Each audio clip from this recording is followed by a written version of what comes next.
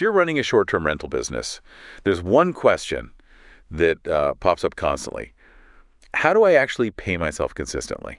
And once I'm doing that, how do I figure out where to put the rest of the money so the business keeps, growing? Right. Big questions. So we're diving deep into exactly that today, pulling insights from an excerpt of Managing Owner Distributions and Reinvestments by Walter Wofford. Good source.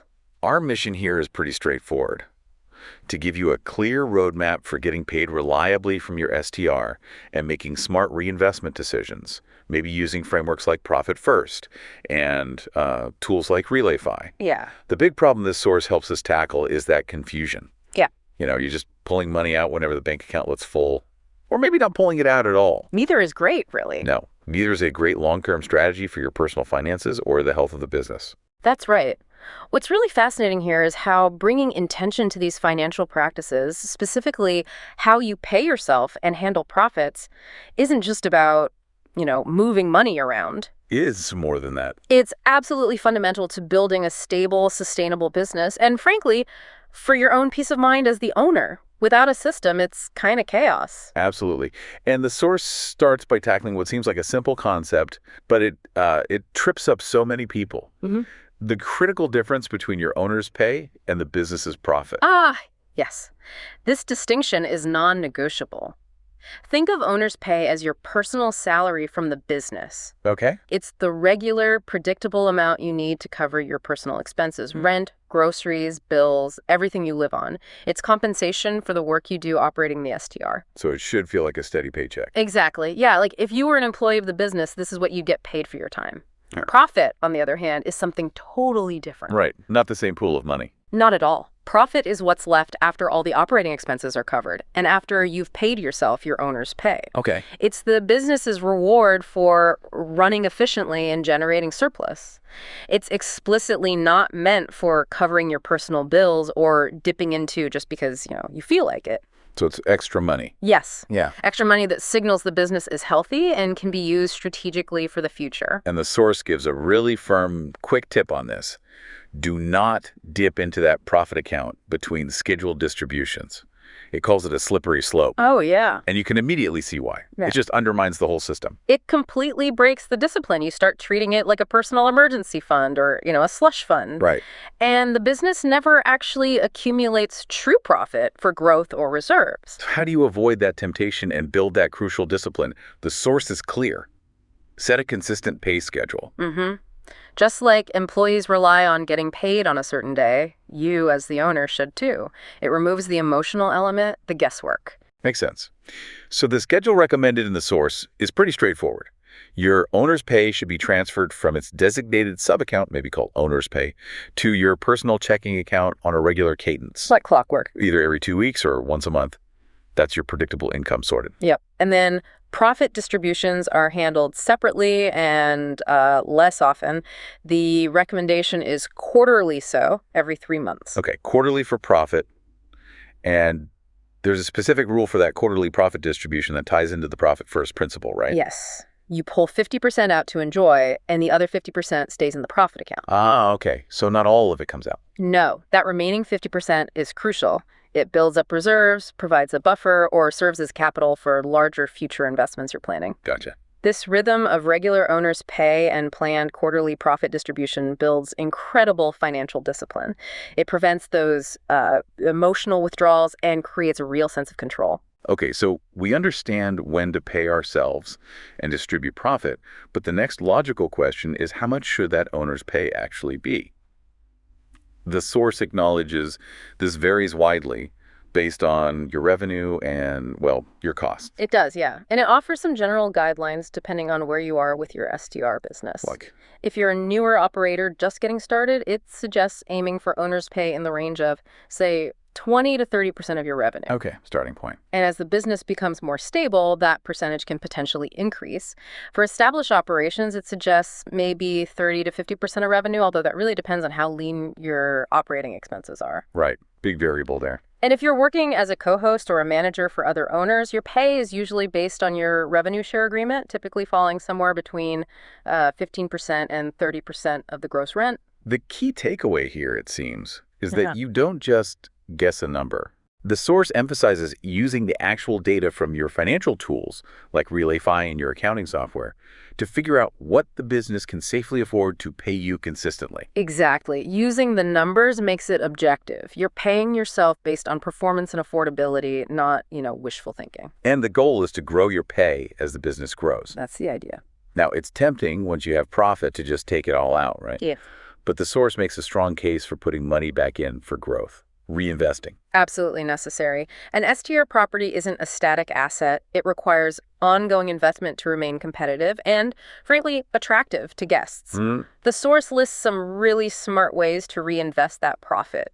Like things like upgrading the property itself, maybe getting nicer furniture, adding popular amenities like a hot tub, setting up a dedicated coffee bar, or installing keyless entry for a smoother guest experience. Yeah, guest experience upgrades, or investing in the marketing of the listing. Okay. That could be hiring a professional photographer to get stunning photos. Huge difference. Huge. Or running paid ads to reach more guests, or improving your website's SEO if you're pushing for those direct bookings. And then there's the bigger picture reinvestment, saving up capital to launch a completely new property or maybe test out a promising new market. Exactly. And the recommendation ties back to those sub-accounts we mentioned. Create a dedicated growth or expansion account, maybe also within RelayFi. Another bucket. Yep. Each quarter, take a portion of that retained profit, remember the 50% you didn't distribute, and move it into this growth fund. That feels smart. So instead of scrambling for funds when an opportunity comes up, Right. you've intentionally built a war chest, basically, ready to go when you decide to level up. It shifts growth from being reactive to proactive. Right. Much better place to be. And all of this really connects to the core philosophy behind Profit First, which this source highlights, is about balancing your lifestyle today with building your legacy for the future. Exactly. It's not just about building a profitable business in isolation. It's about building a business that enables the life you want to live and helps secure your financial future. The source's symbol breakdown here is really powerful, I think. Yeah, it breaks it down into enjoy now and build wealth. The enjoy now part is using a portion of that quarterly profit distribution, the 50% you take out for something fun, something that enhances your life right now. Maybe it's a family trip, taking a class you've wanted to, or just, a nice treat for yourself. Yeah, enjoying the fruits of your labor. And the build wealth piece uses the rest of that distribution, plus the profit retained in the business in the growth account and the remaining profit account balance for long-term financial goals. Okay. This could be paying down business debt faster, investing in personal wealth vehicles like a Roth IRA, or saving for a down payment on another income-generating asset. So the business isn't just making money, it's actively funding the lifestyle you desire and building assets for your future. That feels like the ultimate goal, doesn't it? It is. A truly successful business empowers its owners' freedom, both now and later. Now, none of this structured payment and reinvestment works if you don't keep track of it. Seems obvious, but easy to let slide. Oh, very easy. The source emphasizes that tracking is non-negotiable for organization, making tax time infinitely easier, and keeping your CPA happy. Definitely keeps the CPA happy. Tracking provides visibility.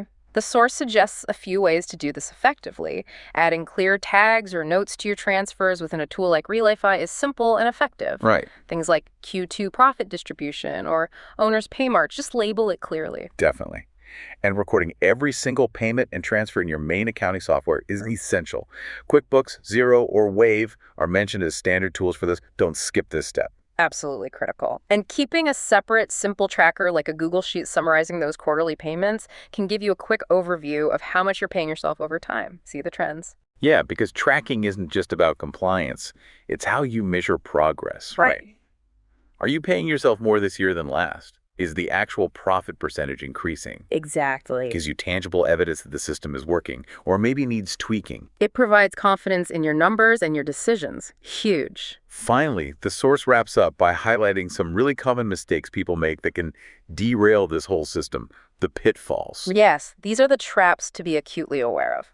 A big one is using the profit account like a personal slush fund. We talked about that. Yeah, just pulling from it whenever you need cash. You have to wait for that scheduled quarterly distribution. Resist. Another is skipping your own owner's pay, even when the business can afford it. Your personal budget depends on that consistency. Don't martyr yourself unnecessarily. And forgetting to reinvest. If you don't put money back into the property or business, it will become stagnant and fall behind competitors. That's a slow decline. Oh, and spending money before your allocation day, getting impatient in pulling funds before you've gone through the structured process. Yeah, gotta wait. The source says you just have to stay patient and trust the system. It really reinforces that discipline isn't a punishment. It actually leads to peace of mind and confidence.